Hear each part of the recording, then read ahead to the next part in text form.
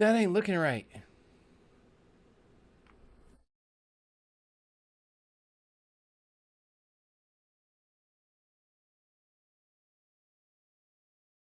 We're not going to do it like that. We're just going to delete this.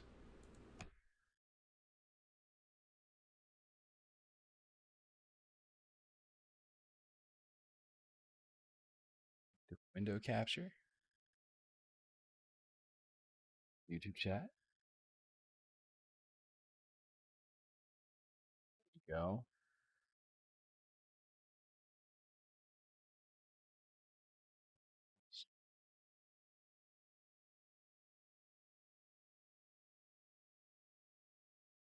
Go.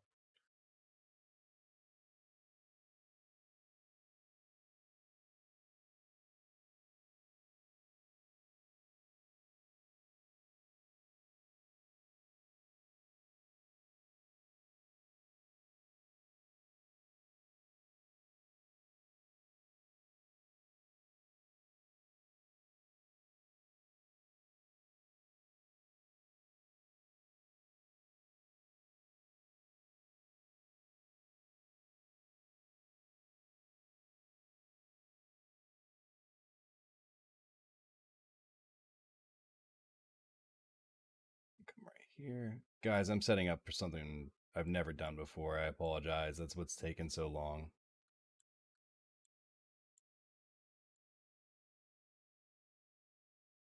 One of the improvements I promised you guys that I would do. So I'm doing it. Doing it big. And I'm kind of failing at it.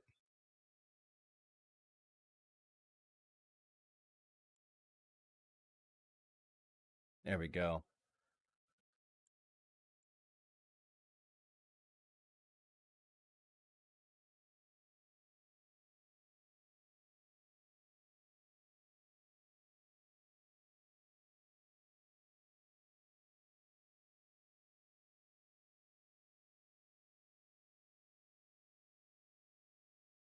You can combine this. And combine this. And combine this.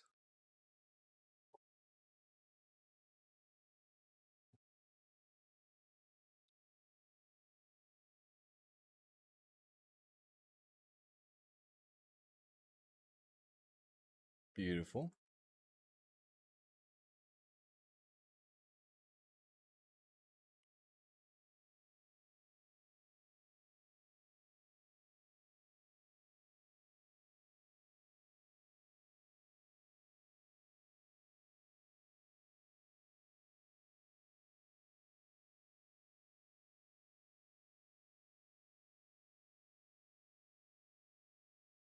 All right, guys.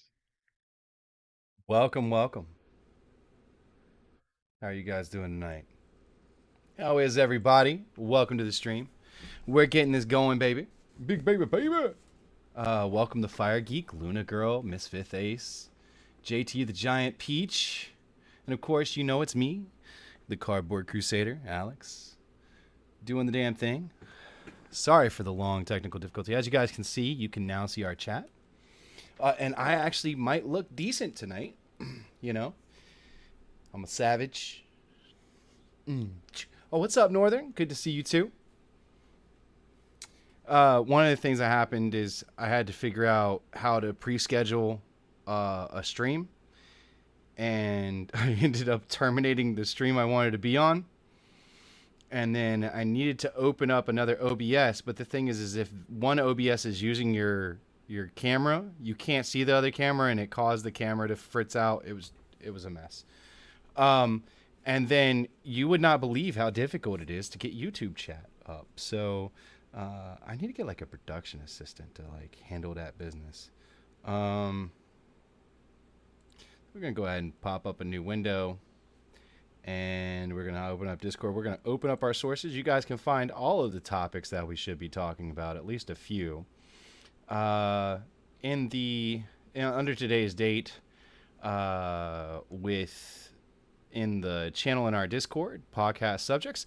Our Discord is, of course, linked every little bit by Stream Elements. If you want to get our Discord, just hit !Discord, and it'll throw you that information, right? So without further ado, I'm going to go ahead and get these things loaded up.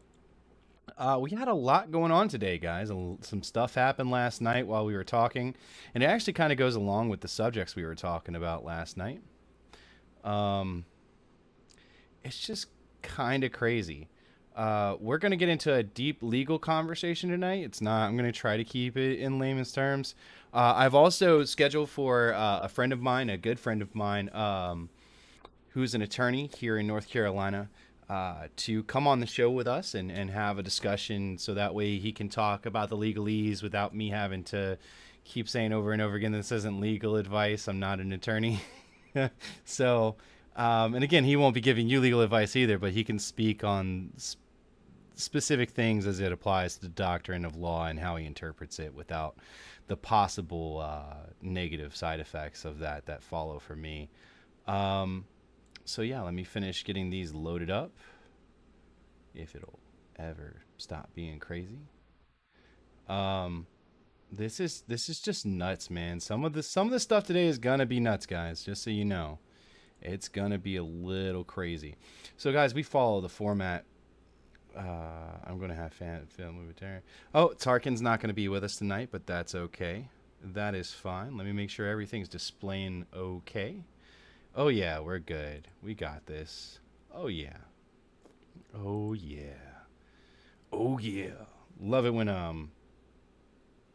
I do my best. I really do. I do my best. The video quality should be a lot better on the camera. I went through and did a whole bunch of tuning, and I've spent the last 3 hours trying to make this look good for you guys. What's my tattoo? That is an Airborne Ranger tattoo. And then it has my friend's name, Specialist King. He died in an IED in Iraq. I forgot that. There's that part too. So I got him tatted on my name. That way, when we die together. Some street shit. Oh man. Let's see. We got it. Valid point. Cowboy's voice is so sorry. Really, I appreciate you guys. You guys making me feel all sexy. All right, guys. So we're going to talk a little bit about what happened with the Supreme Court. We are not going to get into this the substantive parts of what was released. One, because it's not a final opinion. It's a draft opinion, okay? And opinions go through sometimes tens, if not hundreds of iterations, especially on key decisions that overturn long-standing doctrine or precedents. Such as what most likely is coming down the pipeline. We're not going to get into it. What we're going to talk about tonight is going to avoid the political side of the subject. We're going to talk about why this is bad no matter what side you're on, okay? Why it's bad no matter what side you're on, and why it's bad, and why it most likely was used, and why it was most likely leaked, right? And the importance of how the Supreme Court kind of operates, and some of the explosion of just... I'm trying to be nice because I know that it's a specific part of the spectrum of politics that people are on that I would be talking about, and I don't want to alienate them, but it is just... it's kind of getting ridiculous, y'all. It's kind of getting ridiculous. It's already been ridiculous, but it's getting even worse. So let me fix this gap because it's pissing me off. There we go. One or two more. Position again. There we go. Oh, now the bottom's off. Guys, I'm OCD as hell. We will get this. Once it's done, we don't have to do it again, which is the great thing, right? So, all right. So this is one of the things we'll be talking about. But I always start with international news, guys, so we'll move there later. Pope says the NATO has caused Russian invasion into Ukraine, that the NATO caused the invasion of Ukraine. A heat wave possibly has destroyed most of the wheat crops of country we were planning on having make up the difference since the war in Ukraine and Russia being dumb. So we'll have a conversation about that, and then we're gonna have a conversation around Ukraine, right? The weapons they've received recently, some happenings on the ground, the latest ISW.org release, and we're gonna have a conversation around that, and then move into the more heavier U.S. politics that are happening here at the moment that have broad-reaching effects for our society. Before we get into that, big shout out to our sponsor. We don't have one. It's okay though. We're gonna get there. We are really gonna get there. It's gonna be fine. We're gonna do this at some point. You know what? If my voice is so smooth, I'll do ASMR. If that's what it takes to get the money in the thong, I'll do it. I will hoe it out. I will hoe it out for the tips. Just the tip, though. No more. Oh, God. Did my chat die, or what's happening?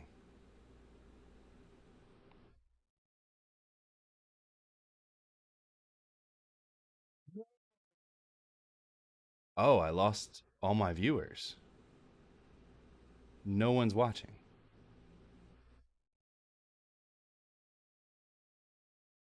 Yeah, I ASMR just for the tip.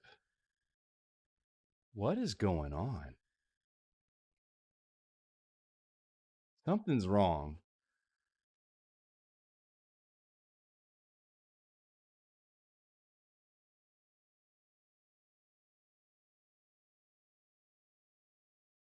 Did we lose everybody?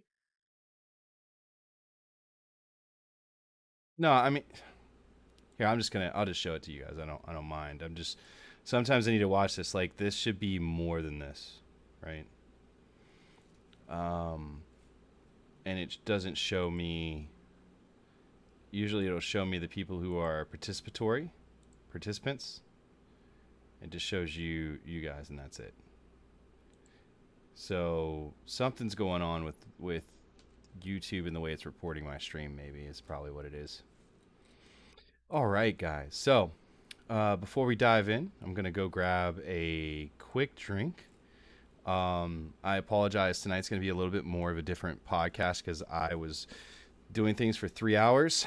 So I don't know what's going on, but it seems like there's maybe some connection issues to my stream. Who knows?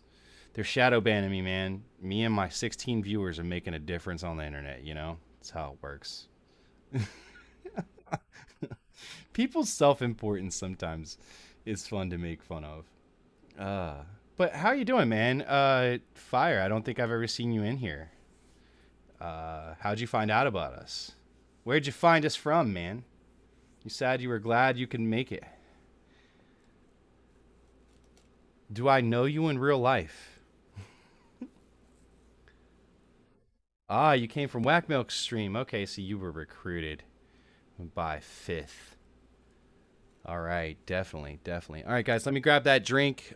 Use the restroom real quick. I'm sorry, guys. I've literally spent the last 3 hours going at it with this stream. So, hopefully, you guys can tell. And there's none of my arm phasing out, and my head being too shiny, and all that good stuff. So, give me like 5 minutes. We'll be right back, and we'll get this show on the road. I thank you guys for your patience once again. Boom, boom, boom, boom, boom, boom, boom, boom, boom.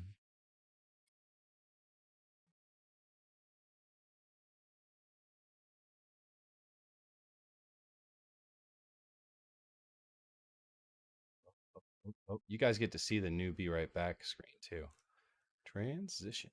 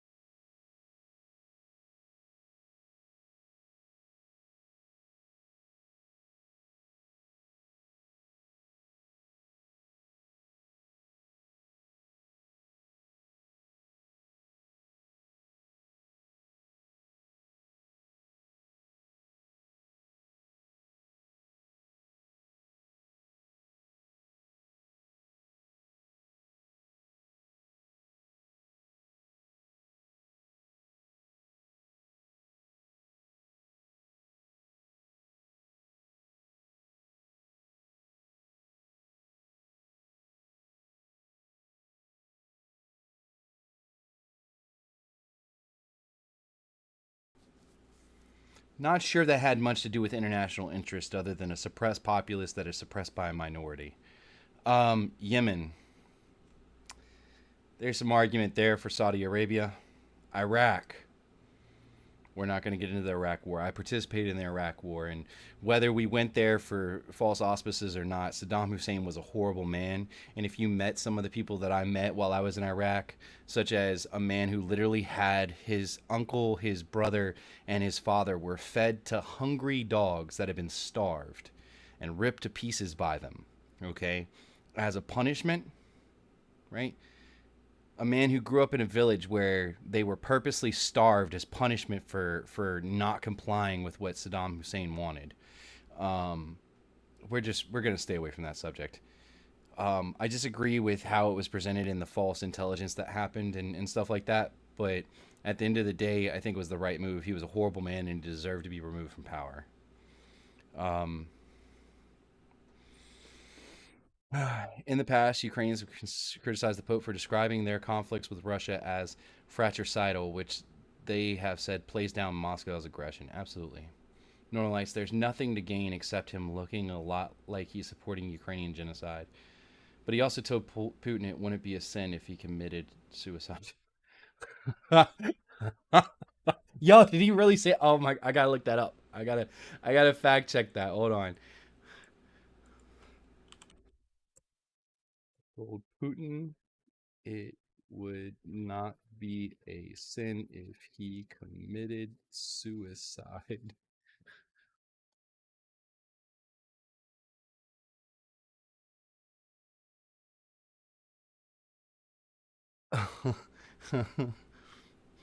um.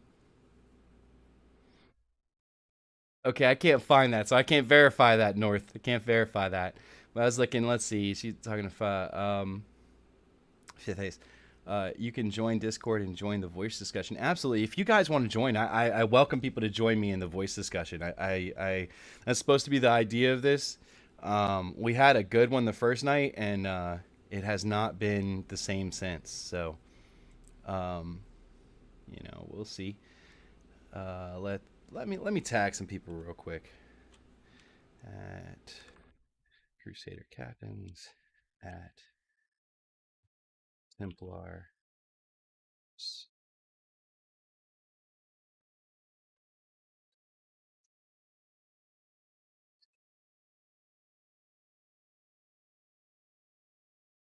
Right. Well, the call has went out to my peoples. To my peoples. I wonder if I'll get in trouble for posting a link to this stream in this other place. You know what? Doesn't matter. All right. So moving forward. All right. So next we have, this is the next big thing. So guys, um, Ukraine is one of the largest wheat producers in the world. Okay. They produce a lot of the world's wheat. Um, excuse me.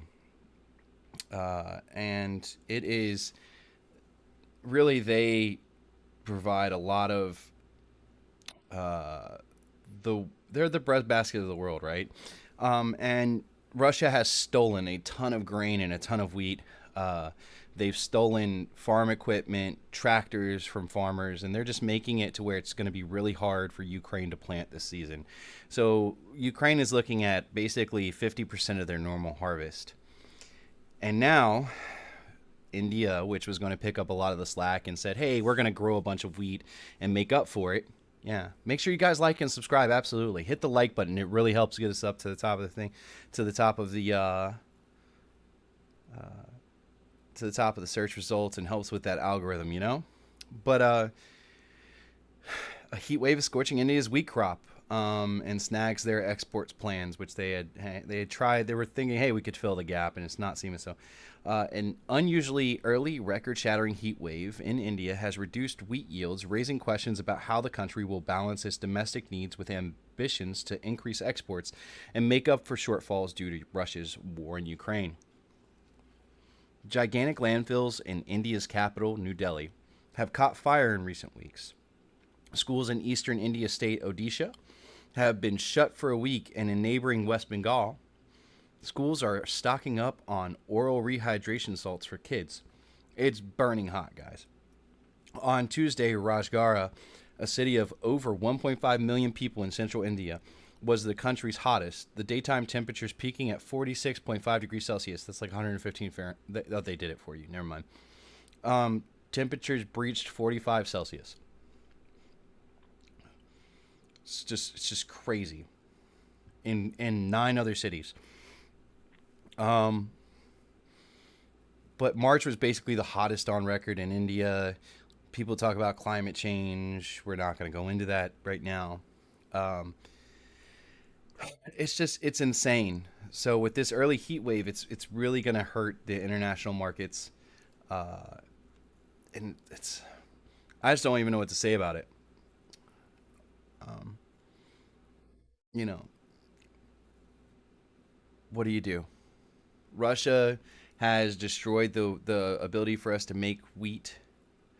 Surface temps in India topped out at 60 Celsius. Holy Jesus. Yeah. By the way, guys, Northern Lights is from Ukraine. So um, when you guys see him talk about us or refer to Ukraine in that form like us, that's why.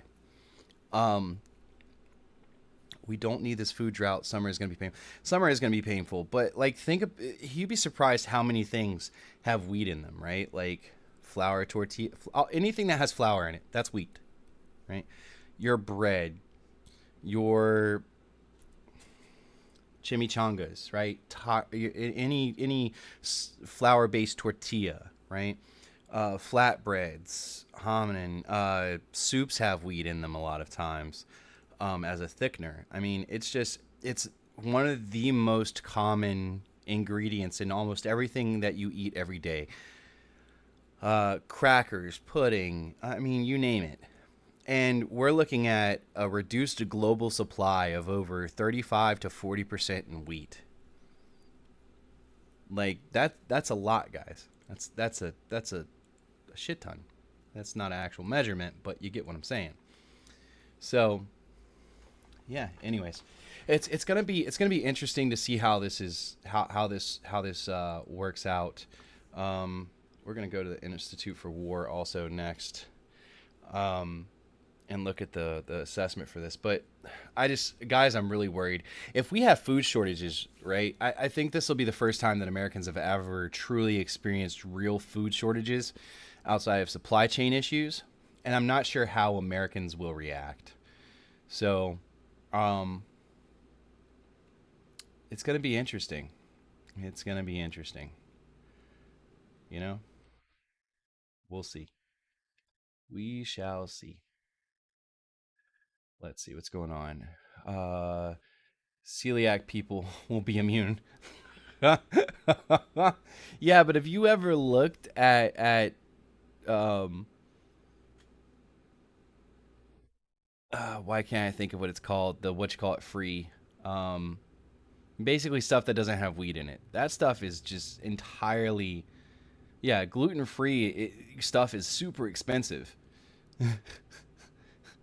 What wheat is in everything? Soy sauce, chewing gum, shampoo. Yeah, actually everyday products too. Um, Cleaners that are abrasive actually have wheat extracts in them to create the abrasion.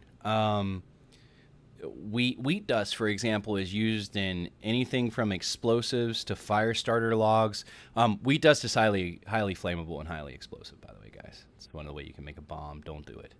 Um, and don't be an idiot. So I was in Kansas, which grows a lot of wheat, and when the wheat fields get harvested, there's a lot of wheat dust, and you'll see like big bins of wheat dust and piles of it sometimes in the middle of a field.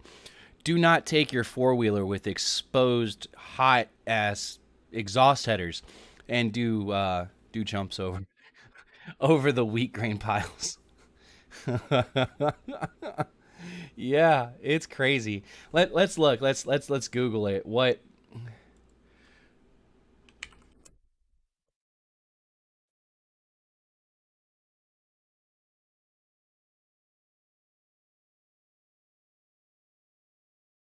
Let's see. Pancakes, muffins, protein and dairy items contain wheat sometimes. Worcestershire sauce, soy sauce, monosodium gluten. So MSG contains wheat. Imitation crab meat. Yo, you know how hard that's gonna hit like the all-you-can-eat Chinese buffets? Yo, Luna girl, use wheat. I did not say that. We're not getting kicked off YouTube here, bros. That's not happening. Packaged foods that contain so rolls, pastas, cereals. Oh, all your pastas, everything else, cereals, crackers, pretzels, pancakes, waffles, corn, potato bread may also contain wheat. Farina is wheat-based hot cereal. Oh, dude, oatmeal. Everything has it in it, dude. This shit's crazy.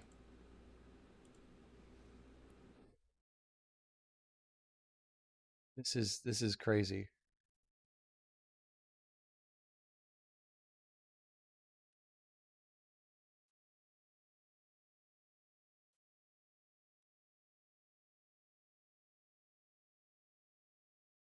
Things that contain wheat. Medications, supplements. Gluten can be used as a filler or a coating in medication. Oh, that's what they use to coat ibuprofen. Your brown ibuprofen tablets. That's right. They use a gluten cut because I have a friend who actually has celiac disease, or did have a friend that has celiac disease. I haven't talked to him in a while. Dude, it's crazy. Alcohol. Yo, beer. Beer uses wheat and barley. Yeah, pizza crust. Absolutely. Um, dude, chips, fries, oats, you name it. 13 surprising items that contain gluten. Let's figure out. So, beauty products. Yo, you women ain't getting your lipstick.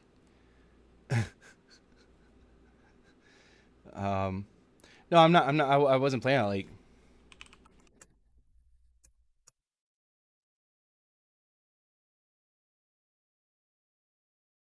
right here. I wasn't lying. Like, guys, see, this is the problem we run into with my background and what I specialized in the military. Like, I know a lot of things that can explode and go boom boom.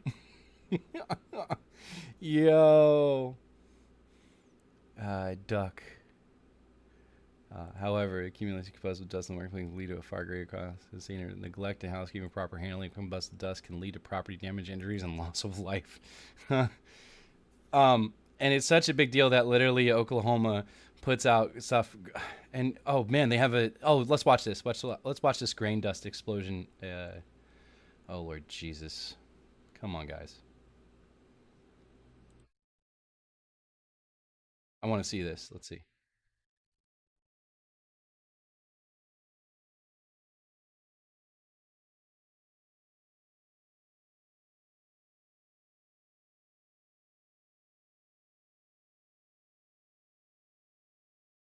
Okay,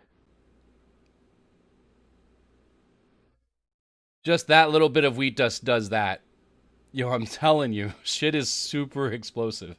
It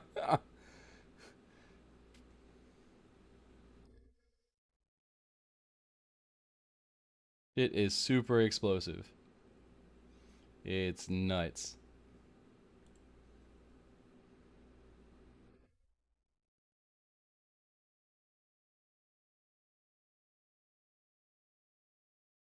Oh man. All right, moving forward. But yeah, we highly explosive. We got sidetracked there, chat. We got sidetracked there.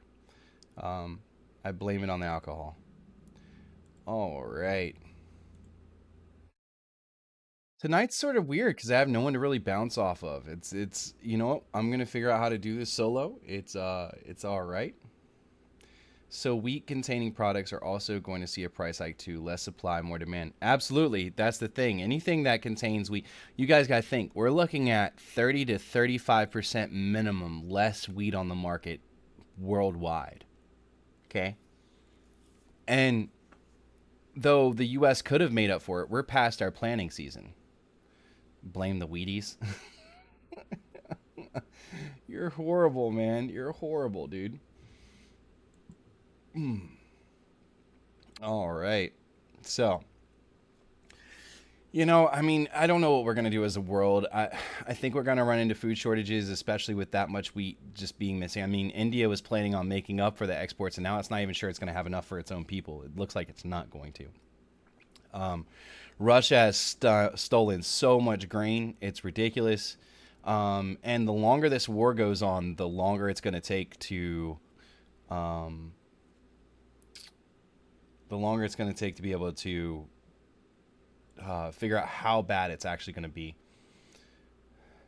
So actually, I work for a salon that supplies Aveda products, who is owned by Estee Lauder, who is one of the world's top beauty supply corps. We have had a huge backorder problem. Yeah. So there's a huge Aveda school here in downtown Charlotte. Um, yeah, they've been talking about that too. We had to order 2,000 in just hairspray last week to make sure we had enough for clients. Insane. Okay, I gotta run. Happy chatting later, Luna. Thank you for joining us. We'll see you soon. See you soon.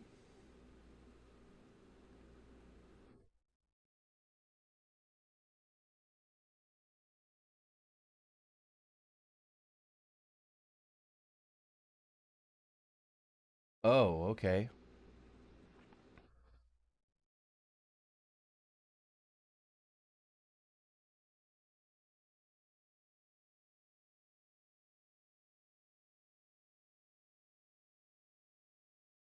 All right, sorry guys. I'm reading general. There was apparently an issue.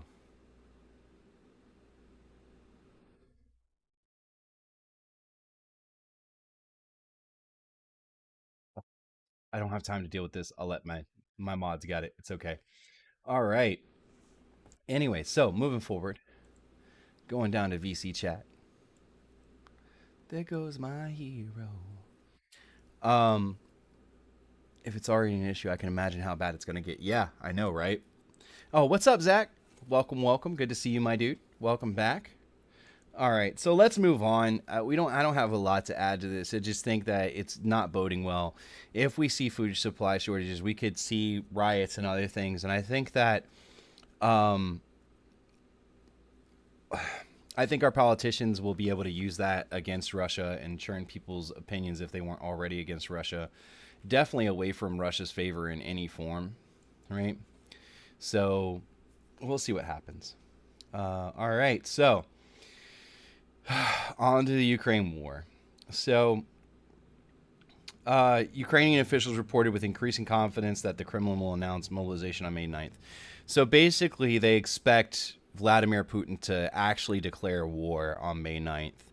Um, and uh, they've already signaled that they're preparing mobilization processes and personnel to basically in process all these people, right? So there's no reason for them to do that unless they're planning on doing a mass mobilization of the Russian army. It's expensive, and at the end of the day, excuse me, there's no point in doing that. Period, in taking that expense unless they're gonna launch uh, a much larger initiative to bring their force levels up for deployment. So we'll see what happens there. Um, High-ranking Russian officials are trying to legitimize a prolonged war effort as the Third World War against the West, rather than the special military operation against Ukraine, as Russian Vladimir Putin has hitherto framed the Russian invasion. Uh, all right. Significant Ukrainian counteroffensive pushed Russian forces 40 kilometers east of Kharkiv. All right, so this is important, and we're going to come back to this, okay? It's very important, and we'll talk about the specifics around why this positioning around Kharkiv is crucial, given the howitzers that they just got from the U.S. military. Um,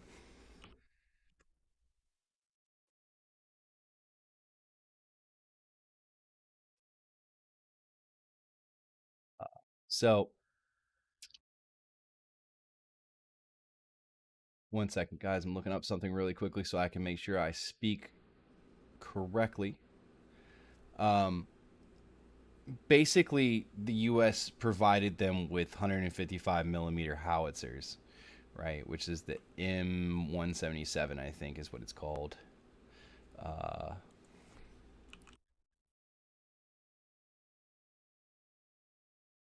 yeah, it's 777.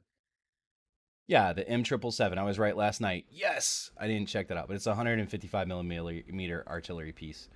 Um, it uses the. I think I had to order some shells for it before. I think it uses the M107 shell. I could be wrong, but yeah. Madison, read the caption. Read what caption? Hola, buenos dias. Welcome, Madison Carino, though. I appreciate you coming here. Thanks for showing up. All right, so let's see. Russia's long-term intentions regarding the status of Mariupol and other occupied areas seem confused. Absolutely. So when Russia first started this out, they said that they weren't going to occupy these areas. But recently, in Kharkiv and Mariupol, they've started saying they've started setting up governments and saying they're going to force people to use the ruble, and they're already paying pensions in the ruble. So it's all good. All right. So key takeaways. Russian forces resumed air, artillery, and ground assaults on the Azovstal steel plant. Russian forces continued to regroup in the Donetsk, Luhansk, which is what I said yesterday I was thinking they were most likely doing to prepare to move forward. And it seems that ISW now agrees with that. In the direction of Slovyansk. Yep. So we were right yesterday. The Ukrainian armed forces conducted a counteroffensive that likely pushed Russian forces 40 kilometers east of Kharkiv city. Russian forces conducted limited ground offensives in Zaporizhia Oblast in the vicinity of Heliopol. Am I saying that right? Heliopol. And intensified reconnaissance operations in the vicinity of Odessa. Blah, blah, blah, blah, blah. All right, so we're going to talk about this. I'm going to make sure that everybody can see. So right here in Kharkiv, where they pushed in this area, this is important because I got to bring up Izium. Hold on.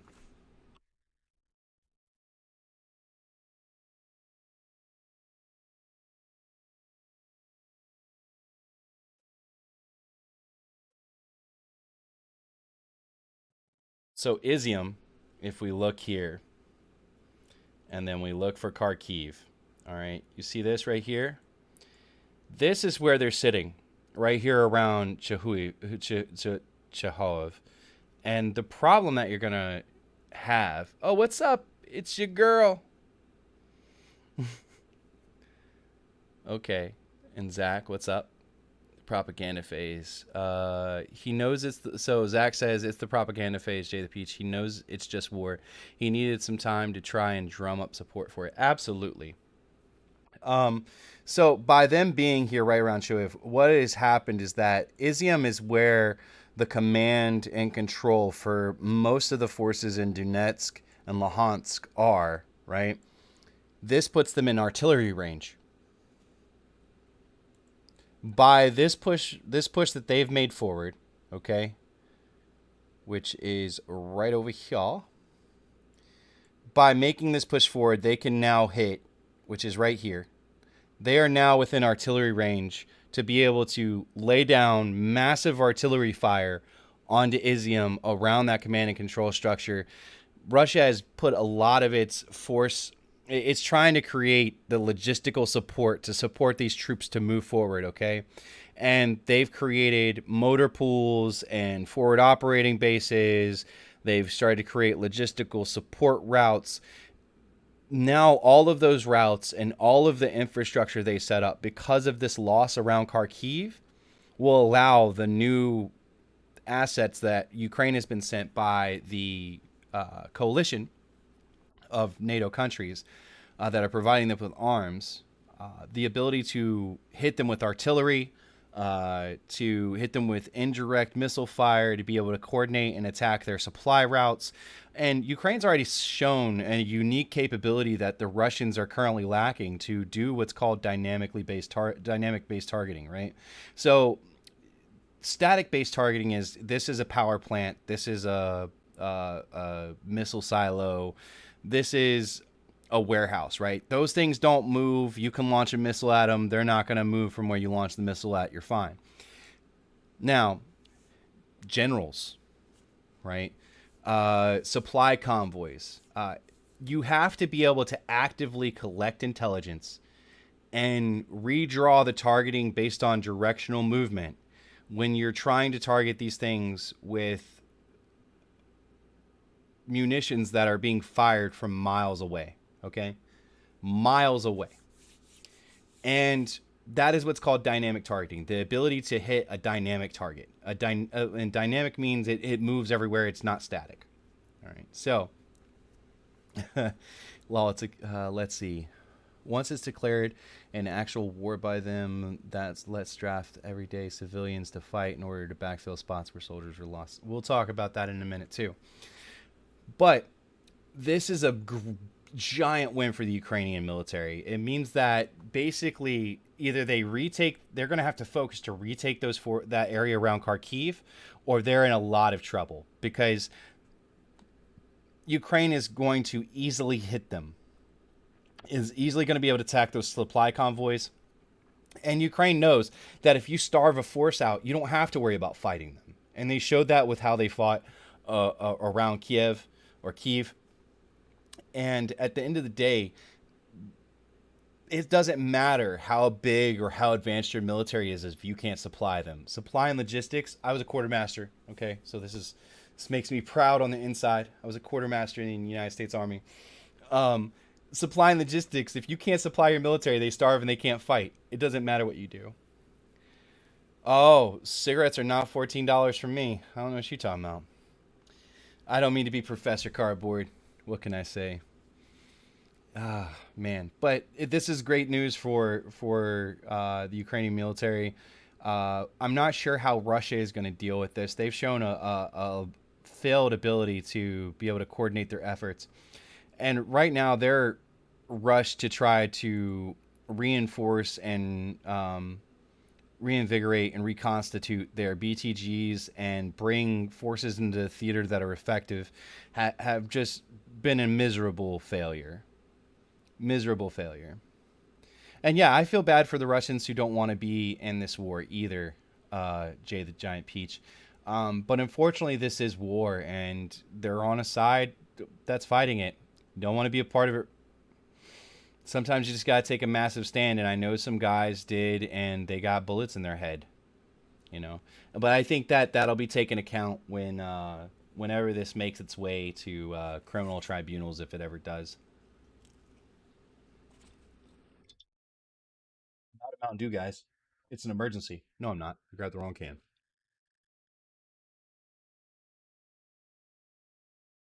Best Mountain Dew can ever. If they don't want to, they would have surrendered or shot for treason. Well, here's the thing. They want to force you to fight. Go ahead, hop in a tank, find out who else doesn't really want to be there. Try to switch around your tank teams, right? Because they don't have a lot of NCOs enforcing rules, right? They just care that they're manned. And go take some tanks to the Ukrainians and make some money. Ukraine said they'll give citizenship and $100,000 to anybody who surrenders a tank.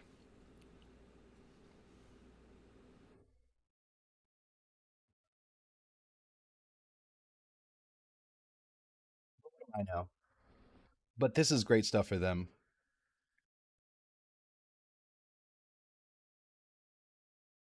All right.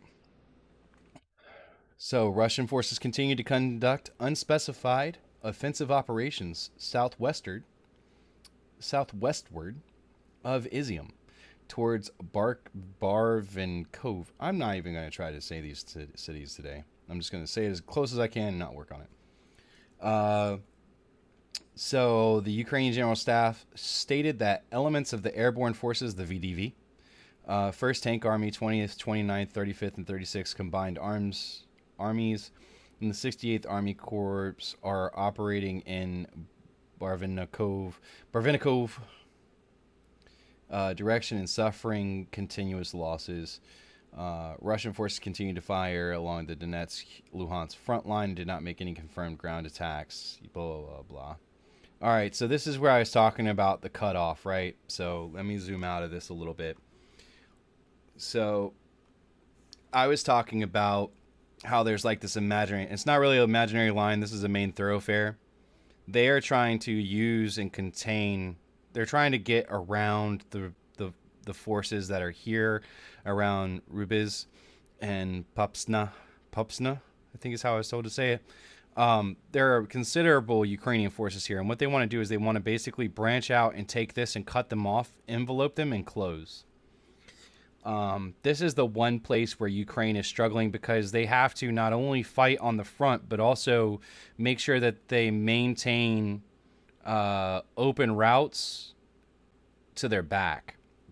And this is just difficult when you have a horseshoe like this, where you're surrounded, you're horseshoed by opposing forces that are great in number, that have the advantage of being on home territory, so they're not far from their parking lots, and you're far away from your closest base. It doesn't take a lot for a horseshoe to become a circle, right? And so, this is going to be challenging for them. The key here is to be able to push back some of this horseshoe around Izium, and that's why up in the north they were pushing so hard on Kharkiv to liberate that and get within artillery distance of Izium. Because what's going to happen is that's going to take the pressure off over here. Let me zoom in again. That's going to take the pressure off around this specific fight. These forces are going to be forced to push back up here to reinforce this line, or just be constantly shelled from both sides. Right. So just like I said, the horseshoe is dangerous here. They're forming a horseshoe here. They're trying to. They've already formed a surrounding. They're already going to cut these forces off, right? But this piece is going to, once they cut this off and take this piece back, they're just going to come down. This whole piece is just going to just come this direction and come down and form their own horseshoe. And then you get an S, right? So you have a horseshoe here of Russian forces and a horseshoe here of Ukrainian forces, and you get this S shape. That S shape will eventually start to collapse in on itself and become a giant fight. All right? Normally is what happens, okay? At some point, that other one comes up behind, and it just, the normal rounds, and so you'll end up with like these two conflicting half circles that are directly in conflict.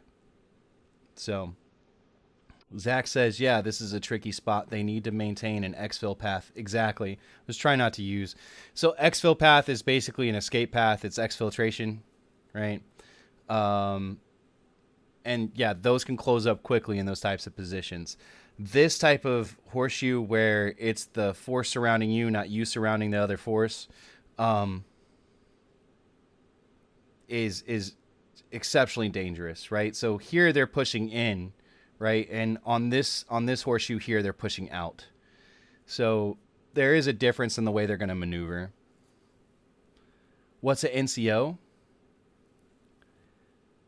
You guys remember when I was talking about Russia doesn't have an NCO corps? It's so non-commissioned officers are sergeants, right? So whenever you hear sergeants, that's why they're sort of important. So in the United States military, when you see 3 chevrons, that's a sergeant, right? You see 3 chevrons in a rocker, which is the little piece, the little rocking piece underneath. That's a E6. That's a staff sergeant. 2, that's a sergeant first class, right? 3 rockers, 3 chevrons. That's a master sergeant, right? Now, if there's a star in that, a command star, that's a first sergeant. And then you have sergeant major, which is the command star sergeant. Why can't I remember what? It's a diamond. Sorry, the diamond in the middle of it. I apologize. I got that jacked up somehow. Then when you see 3 rockers, 3 chevrons, and a star, that's a sergeant major. Star with a reef is a command sergeant major. Right. So those are all your non-commissioned officers, right? So then it goes, you have lieutenant, so first lieutenant, second lieutenant, captain, right? And so those 3 are lower officer ranks, right? Then you have major, lieutenant colonel, and colonel. So major is a bronze little oak leaf, right? The silver oak leaf is a lieutenant colonel, and when you see a bird, that's a full bird, that's a colonel. right? That's why they call them full bird colonels. All right. Those three are called field officers. All right.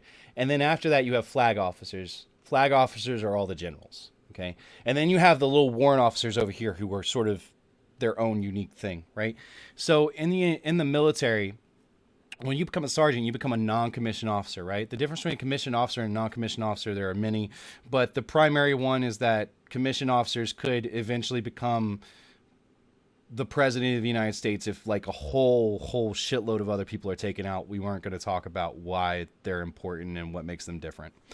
But non-commissioned officers are meant to basically enforce the standards, bring forward good discipline. They're responsible for mustering the soldiers, for keeping track of the soldiers. They're professional babysitters. And as you get higher, you just become a babysitter of the other babysitters, right? That's really what it is, right?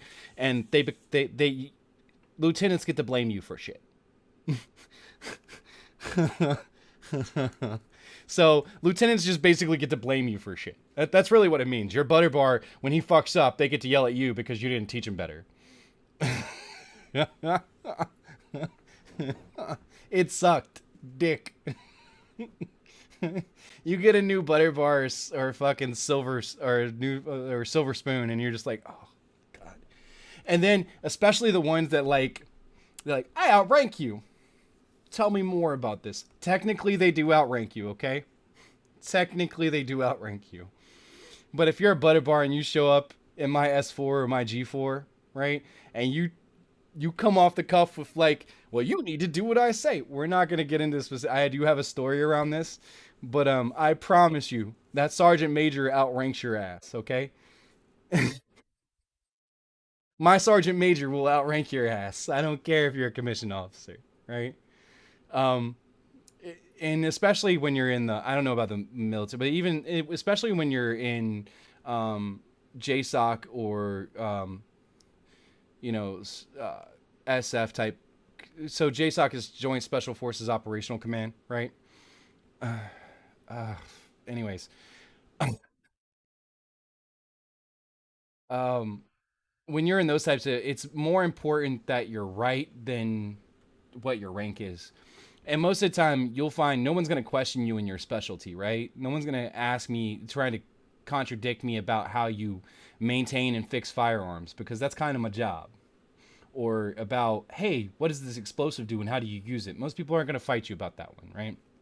And when you say no on some supply and logistics shit, and you tell them this, like, argue all you want. Go talk to the sergeant major. Go talk to the commander. I ain't got time for all that, right? And it's a different world than the regular military. So, no, most people don't know this. I mean, this is stuff that most people don't know, and it's fine. It's not a big deal. So I'm sorry if I'm boring you guys with all this. I just figured that's like, so these things though that we're talking about, right? These command structures of, you have NCOs that are closer to the soldiers and they're really responsible for taking care of the soldiers and the well-being of the soldiers and motivating the soldiers and taking charge when there's no officers around, or making sure that the officers' directives are followed. These things don't exist in the Russian military. They have sergeants, but they don't have a lot of, they're not really responsible for anything. Okay, it's a rank that gets you more money, right? And if you get told to do something by a higher rank, then you're supposed to do it. But they don't teach the initiative and leadership of PODC and SOP and APODC. And they don't teach those leadership courses, right? So those things are exceptionally important. So yeah, so those things, because they don't exist in the Russian military, especially because the Russian military isn't an entirely all volunteer military, sending a guy who's a conscript who's become a sergeant off to PODC, which is a leadership course, right? It doesn't serve any purpose, because he's just gonna leave. He doesn't give a shit, right? He's not motivated to do this. When you have an all volunteer army, which the United States military is, people are motivated to fulfill their duties because they signed up for it. They weren't forced into it. So, the command structures are different because the foundational basis in which the military is built off of is different. Oh my God. No. Special forces and special ops are two different things, guys. Okay? Spec ops, not the same thing as special forces. Okay? Just like Rangers are not Delta Force, right? But they're all part of Special Operations Command. Okay? Well, Special Forces Command, right? So Spec Ops does an entirely different job. SF, they go and play in the bushes. Okay?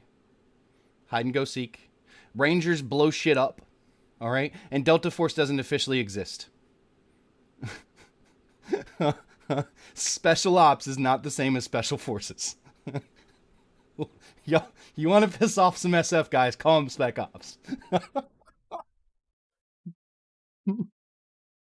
And I'm not trying to insult Special Forces when I say they go hide in the bushes. Like, their job is to be stealth, right? Don't go asking Rangers to be stealth. They don't do that. They're heavy combat, right? So there's things called force equivalents and stuff like that.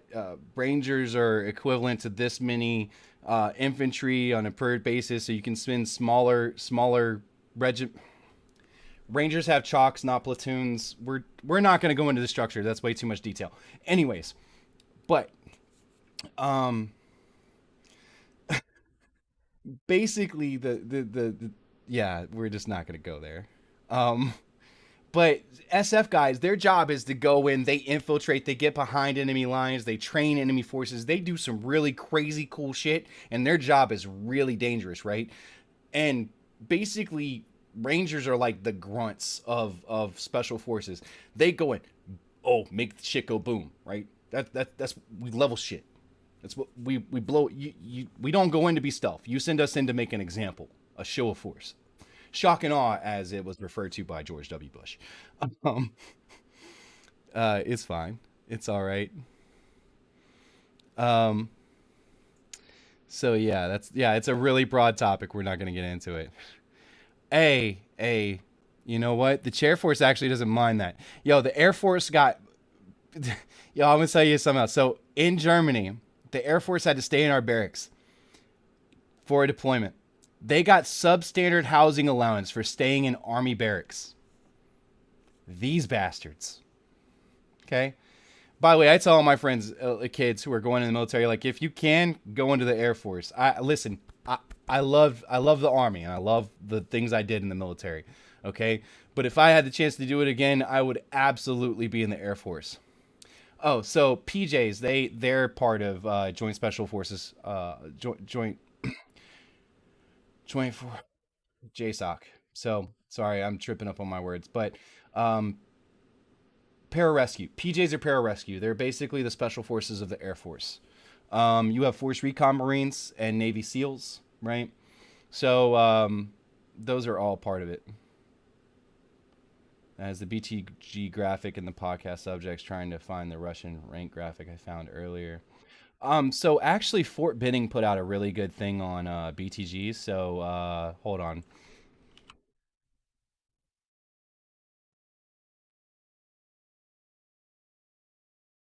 how to defeat the Russian battalion tactical group. Right, it was written by Captain dude named Captain Fior. I think he's a colonel now. Should be.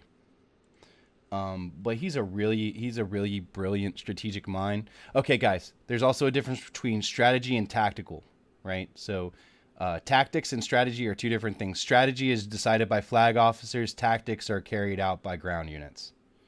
And tactical is happens between the field officers down to the actual units and execution of tactical maneuvers.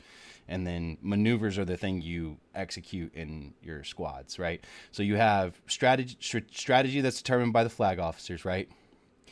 Tactics, which are used to fulfill those strategies. All right.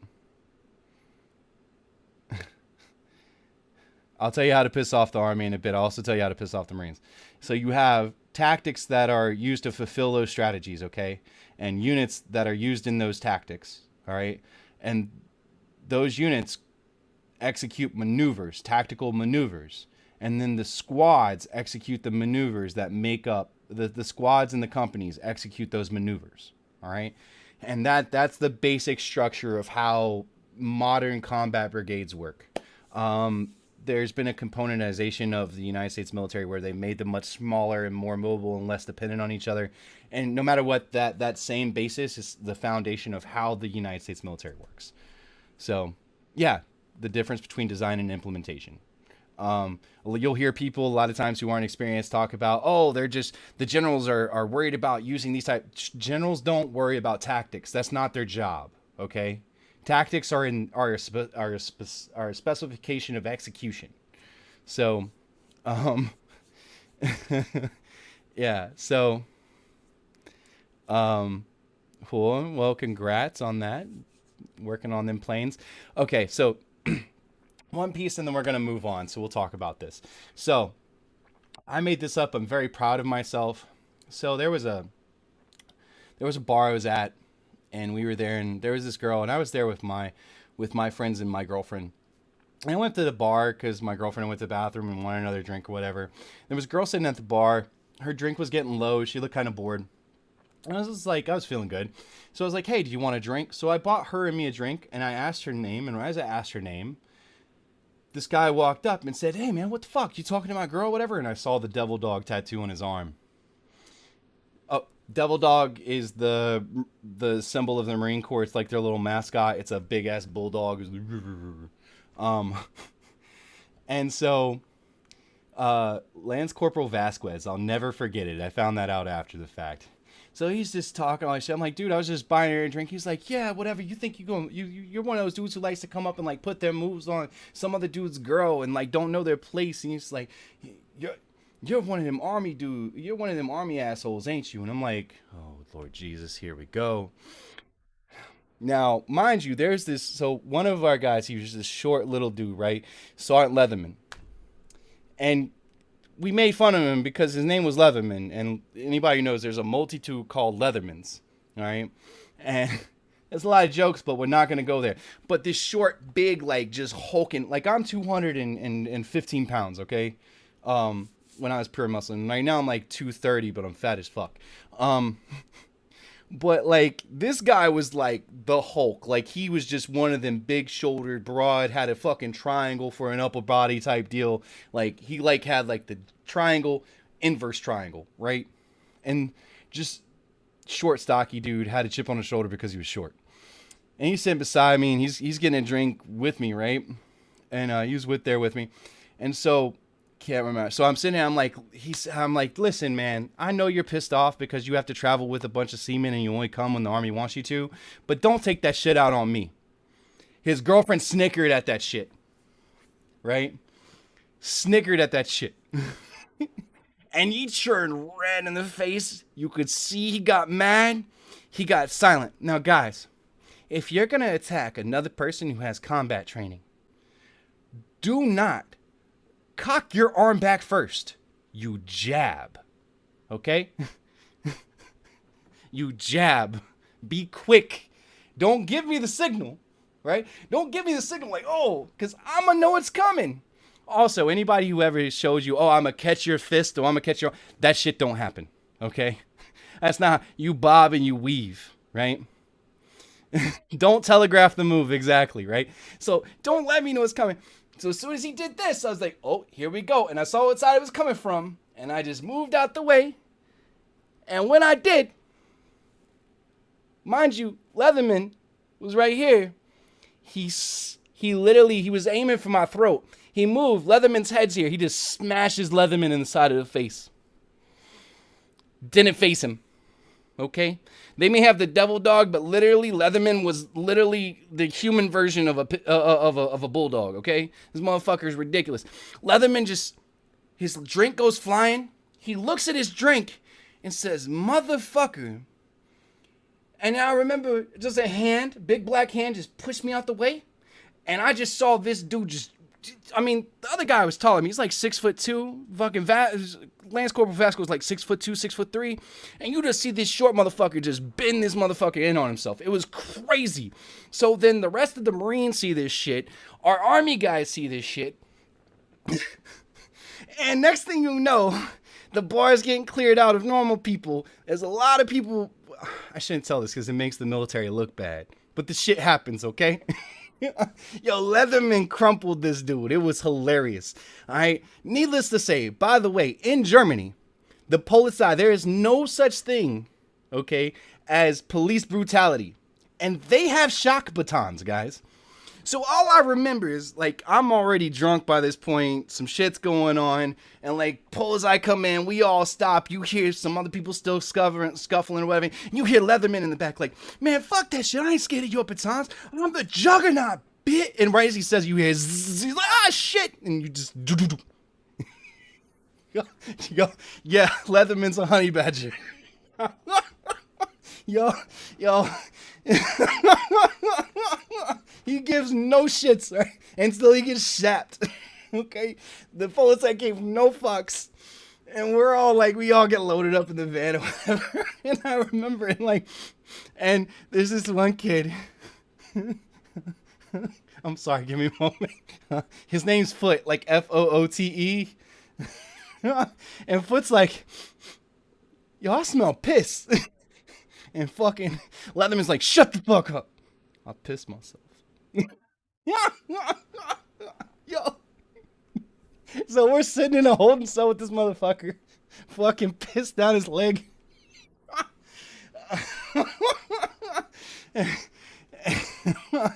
And so our first sergeant shows up and picks us up. And it's all of us. The Marines are in the other holding cell. And their gunny comes, gets them. Gunnery sergeants are E7 equivalent for Marines, right? And they're master chief, right? So is their master sergeant. So they show up, they get it.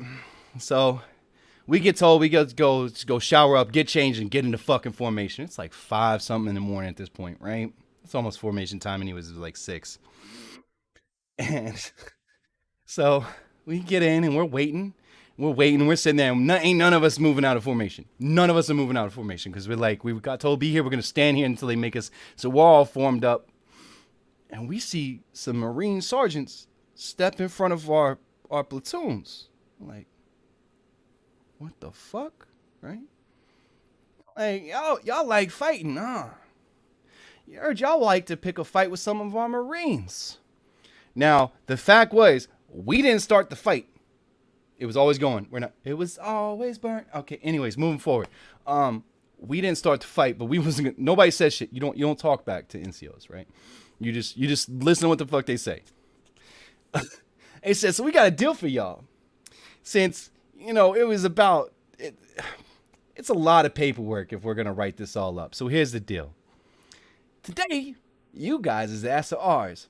Apparently, now we didn't know this at the time, but apparently our sergeants, right, our senior non-commissioned officers, are E7 and above. Okay, the other sergeants our sergeants are squad leaders and stuff, and us had to all suffer together.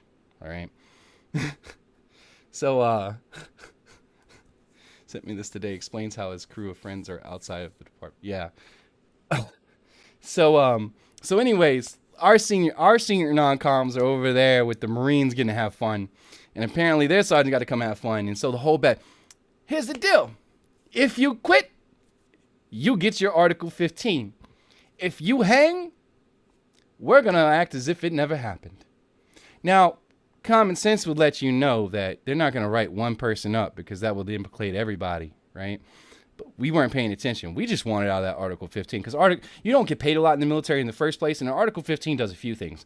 It takes rank. Oh, and any non-commissioned officer who doesn't have an Article 15 is not a good non-commissioned officer in my opinion. Just saying, you need at least one. It can take rank, it can take money, and it can give you extra duty, which means when you get off work, you have to go to work again. And they'll find things for you to do that just are miserable and humiliating. All right, so it's best to avoid Article 15s if you can. So. Anyways, these motherfuckers ran us ragged, man.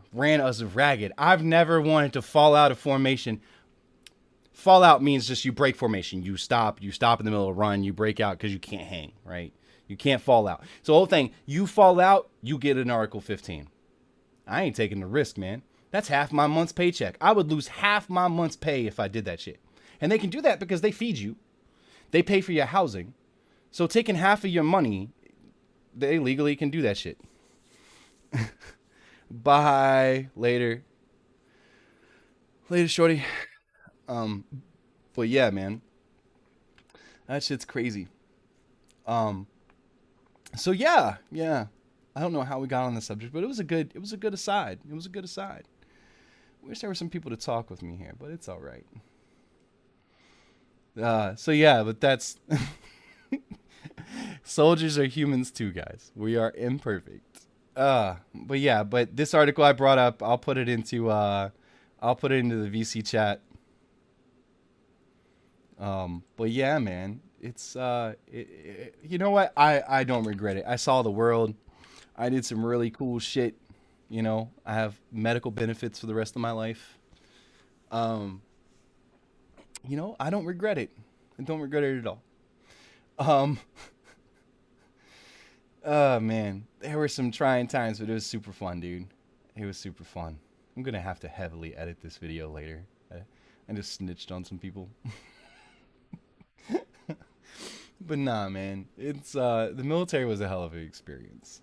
So moving, what were we talking about originally? I don't even know. I got on a whole aside, like fuck it. All right, so moving forward. All right, so this is how you defeat the Russian BTGs, and I'm all thrown off now, man. Yo, I appreciate Zach your participation here. Yo, Jay the Giant Peach, I appreciate you, girl. Um, it's your girl. I know you're gone, but I appreciate you too. Northern Lights, man, you're my homie. Much love to you. Um, the Fire Geek, thank you so much for posting that other that other link. Oh, this when someone meets a bunch of firefighters off duty.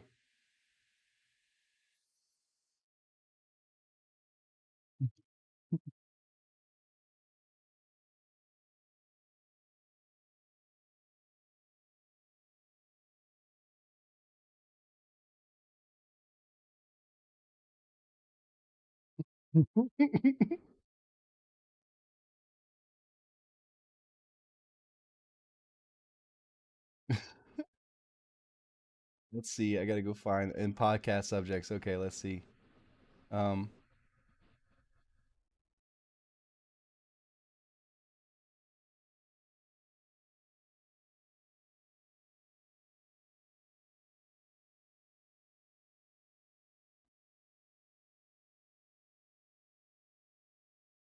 why it's doing that, man? Typical Russian BTG infantry, three BMPs. Typical Russian BTG command and control. Yeah, the Russians are also an artillery based. I think it was a good. I think it was a fun aside. We can get lost in the weeds sometimes. It's all right. Support unit. Let's see what their support units look like.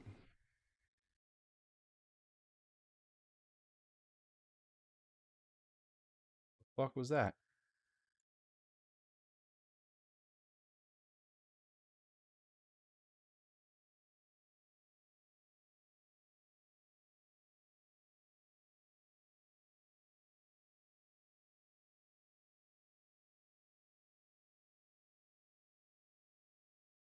Can't read this shit.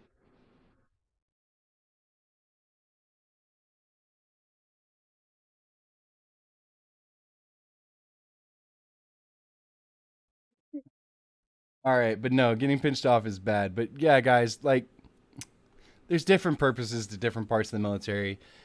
Just like I disagree with like long deployments of Marines. Marines are actually highly disciplined in comparison to the military, and by discipline it means that they enforce their rules on their soldiers a lot more stringently. Okay, it's not uncommon to see an E3 at parade rest for an E4. That's what a lance corporal is, by the way, guys. It's an E4. It's one of the few non-commissioned. I think that they're considered a junior NCO, is what they're considered. It's like a corporal in the United States military. They're a junior NCO. Corporal is a very rare rank to actually see in the United States Army, um, but it's cool. Uh, but yeah, so uh, but it's not odd to see an E3 at parade rest for an E4. Parade rest is where you see like they're like this, right? For NCOs, you stand at parade rest. They can put you at attention, but when you're addressing an NCO, you usually stand at parade rest. And when you're addressing an officer, you stand at attention. Um, just a little bit of history here. But the thing is that they serve different purposes. The Marines are. Here's where that uh, comment was funny, right? So the Marines are meant as an insertion force. Okay. Yo, I gotta make that an emote now. I'm gonna have the knife hand. So it's an insertion force, right? And so what their job is they're supposed to go in, drop in first, and create an area for the military, for the army to insert its forces into. Um, because the army is self-sustained, the Marine Corps is not. The Marine doesn't even have their own medics. They use what are called corpsmen. Okay, and so um, they use corpsmen, and these guys are baller ass, brave, you know, navymen. Um, there will be no more wheat to get lost in too soon. I said weeds getting lost in the weeds. It's a saying. But you're right. There won't be any wheat to get lost in anytime soon either. Ah man, yo, they might start doing heists on on grain trucks. Lord Jesus. So back to what I was talking about. But yo, like that's the whole point of like our military. Our military has distinct and separate purposes. Also, the whole they travel with a bunch of seamen, right? So the Marines are actually not an independent force. They are a department of the Navy. They travel with the Navy, okay? And in the Navy, people who are in the enlisted side are seamen. Okay, SEA space MEN, seamen. So, listen, just because you travel with a bunch of seamen and only come when the army wants you to, because your whole job is to create a space for us to land,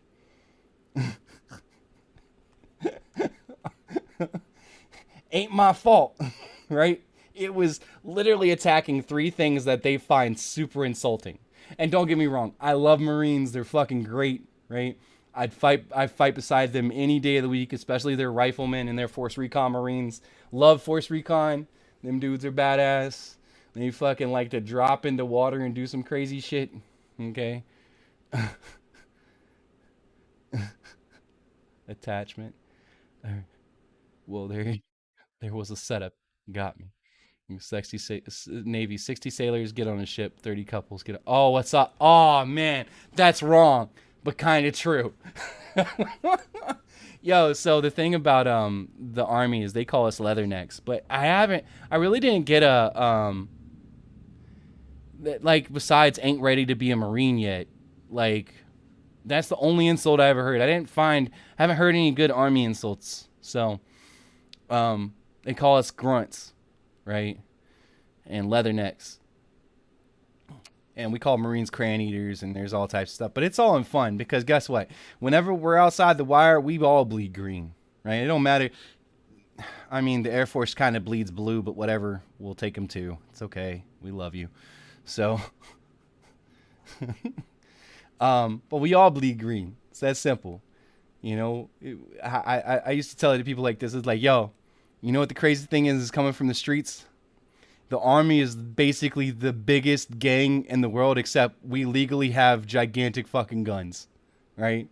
Like literally, the army and the Marines and all the military itself is the biggest gang in the world. Because no matter where I go, if we're in some deep shit and you're prime military and I'm prime military, yo, I'm gonna look out for you. And usually it's the other way too. I don't even gotta know you. Exactly. Gang gang.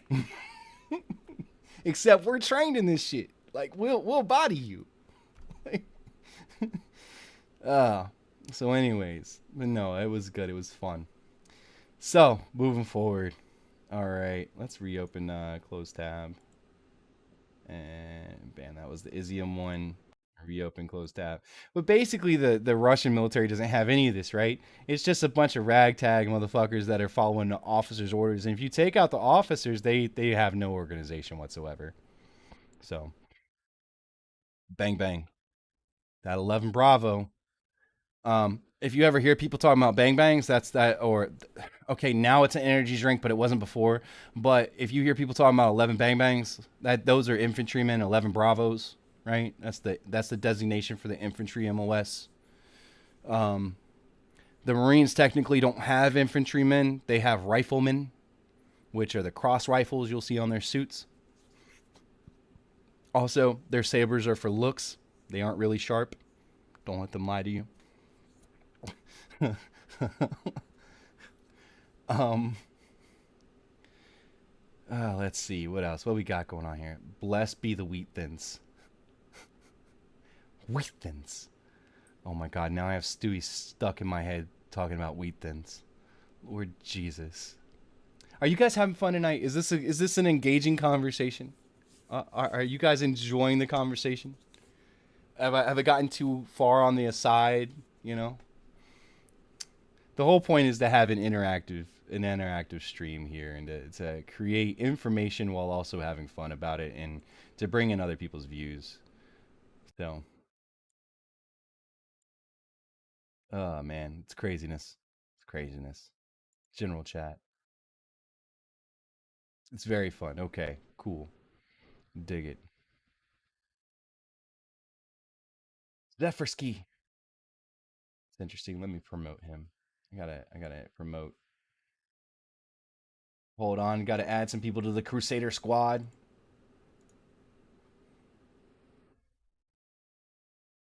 If I wasn't doing database surgery, I'd be in VC. Yo, you ever wants to offload that, man? I'm for hire. Okay, so whenever you guys hear me refer to my situation, it's gonna become very apparent what my name is, and I really don't care. We're gonna go over this really quickly, and we'll move on.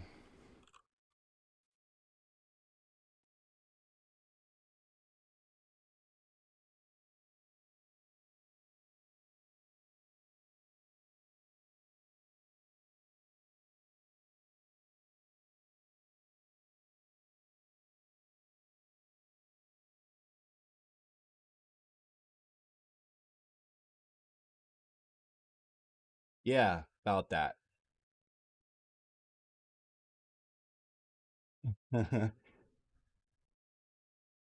So, notice the date on this.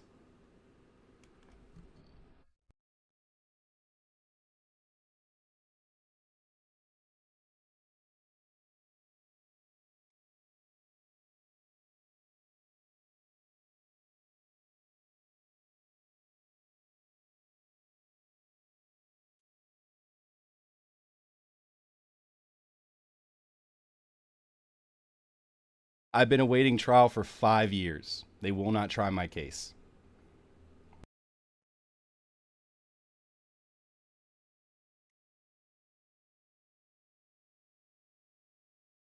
So, if anybody has any jobs, you need a website done, you need database stuff done. I'm literally a dev that used to make 180 to $220,000 a year that you can hire for pennies on the dollar. Oh, they don't work that well.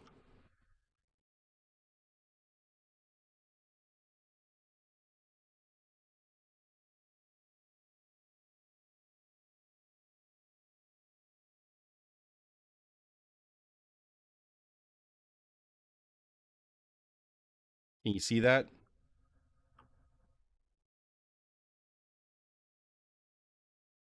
I was charged in 2017 with felony murder and have yet to go to trial. They will not try me.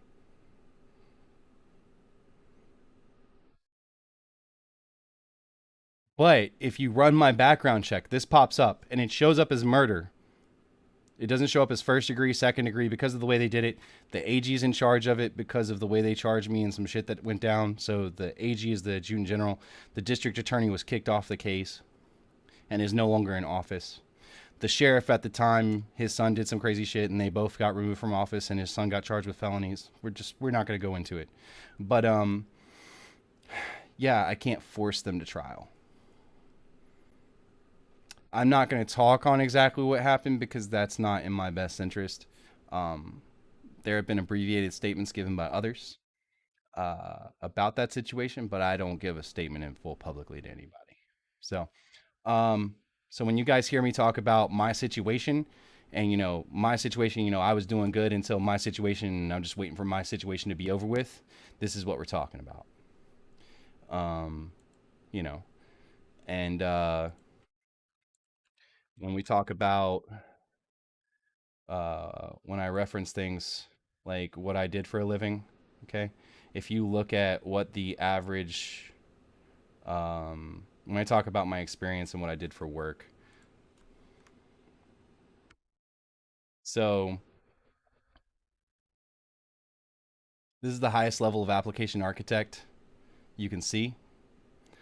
I'm literally, I specialize in system and system design and enterprise architecture.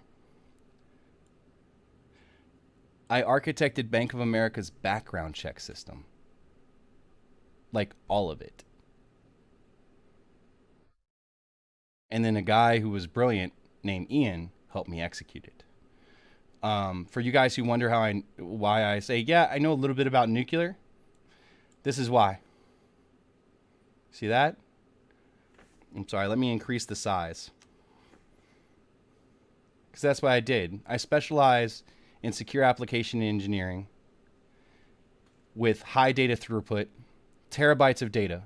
There's actually a database called Teradata that specializes in some of this, right? Creating data points. .NET, C# was my bread and butter, but I also understand Java, right? I can do JavaScript. That's a given. It's a scripting language. It's not hard. It's not the end of the world. Node.js is an abomination, though it's cool for mock-ups and for being able to do Rapid application development. But I'm a .NET engineer by trade.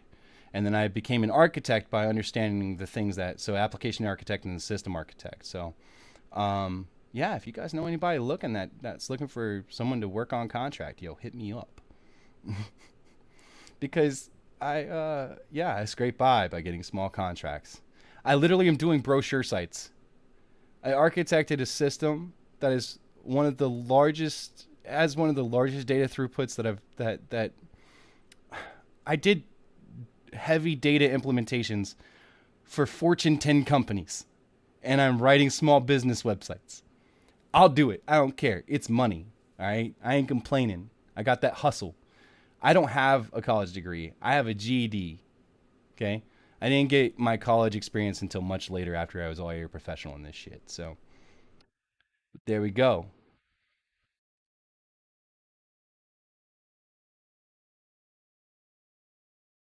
Yep. Well, that's what this is. I don't disclose anybody I work for, but I do I do have the appropriate items to work on federal contracts. So we'll leave that there. But yeah, yeah. Um, the struggle is real, and we'll leave it at that. So now all that's out of the way. We've had a long roundabout thing. You like my style? I like your style too, Zach. I like your style too. And that's the thing. Like people are like, oh man, like you have to understand so much to be a system architect. No, I don't. I need to understand what other people need to do to meet a requirement. Okay. I take business requirements and I turn them into technical definition and architectural vision. All right. I can tell I can tell a network engineer what I need him to do. What I can't do is you're never going to see me hop on the comm for any form of network device. Okay. The comm is the command line. Okay. On a network device, you'll never see me do that. I know allow, deny, and deny, and that's about all I know, and that applies to routers and is stupid.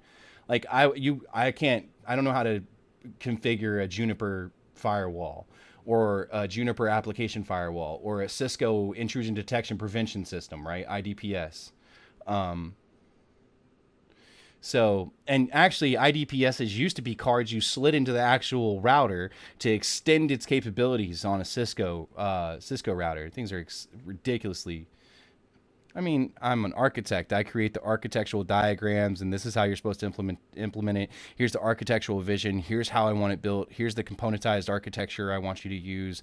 Here are the coding standards, right?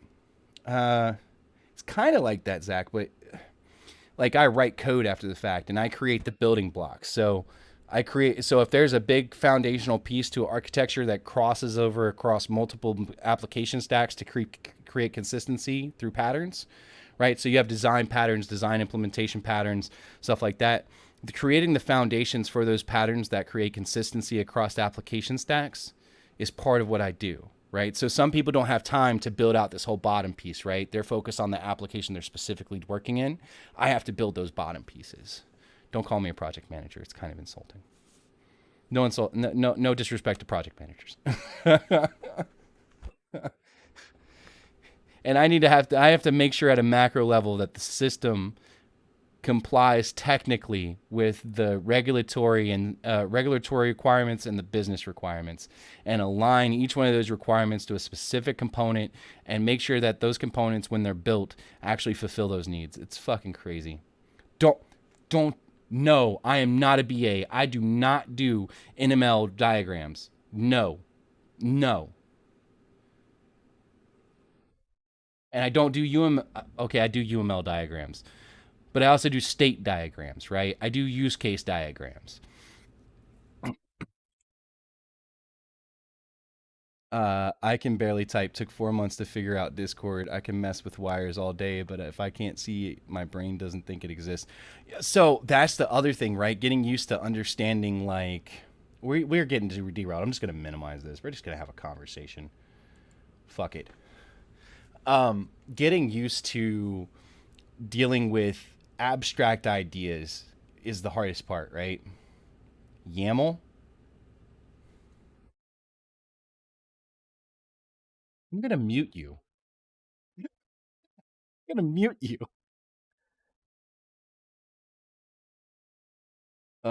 This whole section of the chat, I felt like I was listening to a foreign language. I'm sorry, guys. Um, yeah, it's craziness. But so this is why I have friends who are attorneys who are willing to appear on the show and stuff. But yeah, so you guys know anybody with interesting computer jobs they want to? Dude, I'll even do your work for you. You want to sit at home and do nothing? Listen, if you're making $60 an hour, I'll take 30. Nobody has to know.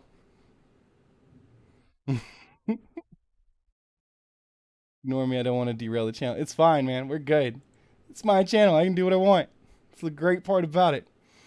All right, guys. So we you know what? I'm gonna save this for later in the week. We're pushing up on 9 o'clock. We got 6 minutes. I have appreciated every last one of you. It's been a great conversation, and I just want to let you guys know. Remember that no matter what, each and every last one of you have intrinsic value just by being alive. Doesn't matter your race, your color, your creed, your religion, your past, your future, none of that matters. You are important and you have value just by being alive. I love every last one of you. Thank you so much. Please make sure that if you haven't done it yet, you like and subscribe to the channel. If you can share this to your friends, share it on other Discord servers, share it on your social media. It would greatly help me. We're going to be opening up a Twitter. I appreciate every last one of you guys. And you know what? I love Tarkin, Northern Lights, Zach. You guys have been here the past few days. Special shout out to Jay the Giant Peach. Welcome to the Fire Geek. Excuse me. To the missus, I appreciate you. Excuse me. I am so sorry, guys. I'm having a moment today. But yeah, guys, it's been great. I appreciate every last one of you. And Miss Fifth Ace, big shout out to you. Fifth Ace, thank you for giving your wifey the time to do that. I will see you guys tomorrow. Remember, 7 p.m. Share this, like, subscribe, share it with your friends, share it in other Discords. Help us grow the community. I appreciate every last one of you. And we are out.